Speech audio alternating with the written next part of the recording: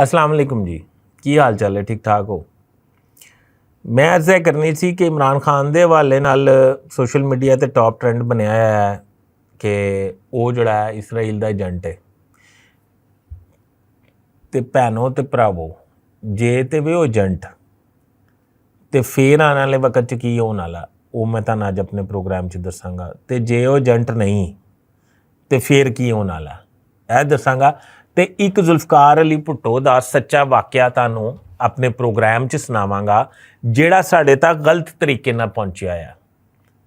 ਮੇਰਾ channel subscribe ਕਰ ਲਓ, ਬੈਲ ਆਈਕਨ ਦਾ ਬਟਨ ਦਬਾ ਲਓ, ਮੈਂ ਤੁਹਾਡਾ ਮਸ਼ਕੂਰ ਰਵਾਂਗਾ। ਤੇ ਗੱਲ ਹੈ ਵੇ ਕਿ ਟੌਪ ਟ੍ਰੈਂਡ ਬਣਿਆ ਹੈ ਇਮਰਾਨ ਖਾਨ ਦੇ ਵਾਲੇ ਨਾਲ ਕਿ ਇਸਰਾਈਲ ਦਾ ਏਜੰਟ ਹੈ। ਇਸਰਾਈਲ ਦੀ ਉਹ ਜਿਹੜੀ ਖਾਤੂਨ ਹੈ, ਜਨੀਵਾ ਕਾਨਫਰੰਸ 53ਵੀਂ ਜਨੀਵਾ ਕਾਨਫਰੰਸ ਹੋ ਰਹੀ ਹੈ, ਜਨੀਵਾ 'ਚ ਕਾਨਫਰੰਸ ਹੋ ਰਹੀ ਹੈ ਇਨਸਾਨੀ ਹਕੂਕ ਤੇ। ਉਹਦੇ ਤੇ ਆਦੀ ਜੈਰਸਨ ਖਾਤੂਨ ਦਾ ਨਾਂ ਹੈ। ਉਹਨੇ ਆਖਿਆ ਹੈ ਕਿ ਪਾਕਿਸਤਾਨ 'ਚ ਸਿਆਸੀ ਕਾਰਕੁਨਾਂ ਦੀ ਗ੍ਰਿਫਤਾਰੀਆਂ ਹੋ ਰਹੀਆਂ ਤੇ ਪਾਕਿਸਤਾਨ 'ਤੇ ਪਾਬੰਦੀ ਲੱਗਣੀ ਚਾਹੀਦੀ ਹੈ। ਅੱਛਾ, ਜਾਂ ਅਕਵਾਮ ਮੁਤਹਿਦਾ ਨੂੰ ਉਹਨਾਂ ਨਾਲ ਗੱਲ ਕਰਨੀ ਚਾਹੀਦੀ ਹੈ। ਅੱਛਾ ਜੀ, ਪਹਿਲੀ ਗੱਲ ਤਾਂ ਹੈ ਕਿ ਇਸਰਾਈਲ 'ਚ ਵੀ ਬਹੁਤ ਉਹ ਹੋ ਰਹੀਆਂ ਇਨਸਾਨੀ ਹਕੂਕ ਦੀ ਪਾਮਾਲੀਆਂ ਔਰ ਜ਼ੁਲਮ ਹੋ ਰਿਹਾ। ਦੂਸਰੀ ਗੱਲ ਇਹ ਵੇ ਕਿ ਪਾਕਿਸਤਾਨ ਨੂੰ ਉਹਨਾਂ ਦੇ ਜਵਾਬ ਵਿੱਚ ਇੱਕ ਸਟਰੋਂਗ ਜਿਹਾ ਮੈਸੇਜ ਕਨਵੇ ਕਰਨਾ ਚਾਹੀਦਾ ਫੋਰਨ ਆਫਿਸ ਨੂੰ, ਪਰ ਫੋਰਨ ਆਫਿਸ ਤਾਲੇ ਤੇ ਸਾਰੇ ਗੈਪ ਨੇ। ਇਹਦਾ ਵਾਲੀ ਵਾਰਿਸ ਹੀ ਕੋਈ ਨਹੀਂ।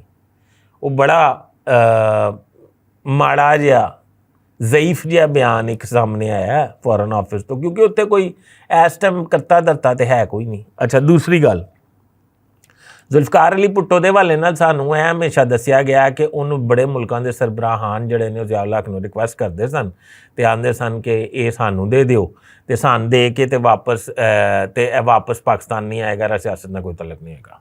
ਤੇ ਜ਼ਿਆਉਲ ਹਕ ਨਹੀਂ ਸੀ ਜੇ ਮੰਨਿਆ। ਇਹ ਸਾਰਾ ਟੋਟਲ ਝੂਠ ਹੈ, ਮੁਕੰਮਲ ਝੂਠ ਤੇ ਮੁਫੱਸਲ ਗੱਲ ਹੈ। ਸੱਚ ਹੈ ਵੇ ਕਿ ਜ਼ਿਆਉਲ ਹਕ ਨੇ ਤੁਰਕੀ ਨਾਲ ਡਿਪਲੋਮੇਸੀ ਕੀਤੀ ਸੀ ਔਰ ਜ਼ਿਆਉਲ ਭੁੱਟੋ ਦੀ ਫੈਮਿਲੀ ਨੂੰ ਕਨਵਿੰਸ ਕੀਤਾ ਸੀ ਇਸ ਗੱਲ 'ਤੇ ਕਿ ਤੁਸੀਂ ਨਾ ਮਿਹਰਬਾਨੀ ਕਰੋ ਤੇ ਤੁਸੀਂ ਟੁਰ ਜਾਓ ਤੁਰਕੀ ਆਪਣੇ ਭੁੱਟੋ ਸਾਹਿਬ ਨੂੰ ਲੈ ਕੇ। ਤੇ ਬੇਨਜ਼ੀਰ ਭੁੱਟੋ ਤੇ ਮਾਂ ਔਰੀ ਨੁਸਰਤ ਭੁੱਟੋ ਇਹ ਗਏ ਸਨ ਉੱਥੇ ਜੇਲ੍ਹ ਔਰ ਉਹਨੂੰ ਭੁੱਟੋ ਸਾਹਿਬ ਨੂੰ ਦੱਸਿਆ ਕਿ ਅਸੀਂ ਪੈਕਿੰਗ ਮੁਕੰਮਲ ਕਰ ਲਈ, ਅਸੀਂ ਤੁਹਾਨੂੰ ਲੈ ਕੇ ਤੇ ਅਸੀਂ ਬਸ ਉੱਡਣ ਲੱਗੇ ਹਾਂ, ਤੁਰਕੀ ਜਾ ਰਹੇ।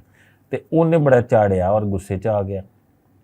ਉਹਨੇ ਕਿਹਾ ਕਿ ਮੈਂ ਤਾਂ ਕਿਆਮਤ ਆਪਣਾ ਨਾਂ ਜ਼ਿੰਦਾ ਰੱਖਣਾ ਚਾਹੁੰਦਾ, ਮੈਂ ਦੌੜ ਕੇ ਨਹੀਂ ਜਾਣਾ, ਮੈਂ ਇੱਥੇ ਹੀ ਮਰਾਂਗਾ ਤਾਂ ਕਿ ਮੇਰਾ ਨਾਂ ਜ਼ਿੰਦਾ ਰਹੇ। ਨਾ ਫਿਰ ਉਹਦਾ ਜ਼ਿੰਦਾ ਰਿਹਾ ਤੁਹਾਡੇ ਸਾਹਮਣੇ ਹੀ। ਪੀਪਲਸ ਪਾਰਟੀ ਅੱਜ ਤੱਕ ਉਹਦੇ ਨਾਂ 'ਤੇ ਹੀ ਖਾ ਰਹੀ ਹੈ, ਕਾਰਕਰਦਗੀ ਤੇ ਸਿਫਰ ਹੈ। ਅੱਛਾ, ਦੂਸਰੀ ਗੱਲ, ਇਹ ਗੱਲ ਸੀ ਅਸਲ। ਮੈਂ ਅਰਜ਼ ਕਰਨਾ ਚਾਹੁੰਦਾ ਕਿ ਅਗਰ ਤੇ ਇਸਰਾਈਲ ਦਾ ਏਜੰਟ ਹੈ ਇਮਰਾਨ ਖਾਨ ਤੇ ਫਿਰ ਉੱਤੇ ਮੁਕੱਦਮਾਤ ਕੋਈ ਨਹੀਂ ਜੇ ਚੱਲਣੇ, ਠੀਕ ਹੈ ਜੀ। ਦੂਸਰੀ ਗੱਲ, ਅਗਰ ਉਹ ਏਜੰਟ ਨਹੀਂ ਜੇ ਫਿਰ ਮੁਕੱਦਮੇ ਵੀ ਚੱਲਣੇ ਨੇ ਤੇ ਸਜ਼ਾ ਵੀ ਹੋਣੀ ਜੇ। ਤੀਸਰੀ ਗੱਲ, ਸਦਰ ਓਬਾਮਾ ਦਾ ਇੱਕ ਵਾਕਿਆ ਮੈਨੂੰ ਯਾਦ ਹੈ, ਫਲਸਤੀਨ 'ਚ ਕੋਈ ਜ਼ੁਲਮ ਢਾਇਆ ਸੀ ਇਸਰਾਈਲ ਨੇ, ਉਹਨੇ ਫਲਸਤੀਨੀਆਂ ਦੇ ਹੱਕ 'ਚ ਬਿਆਨ ਦੇ ਛੜਿਆ। ਉਹਨੇ ਜਦੋਂ ਬਿਆਨ ਦਿੱਤਾ ਤੇ ਉਹਨਾਂ ਦਾ ਫੋਰਨ ਆਫਿਸ ਨਾਰਾਜ਼ ਹੋ ਗਿਆ। ਨਾਰਾਜ਼ ਹੋਇਆ, ਉਹਨਾਂ ਨੇ ਡਿਸਪਲੇਅਰ ਸ਼ੋਅ ਕੀਤਾ ਫੋਰਨ ਆਫਿਸ ਨੂੰ USA ਦੇ।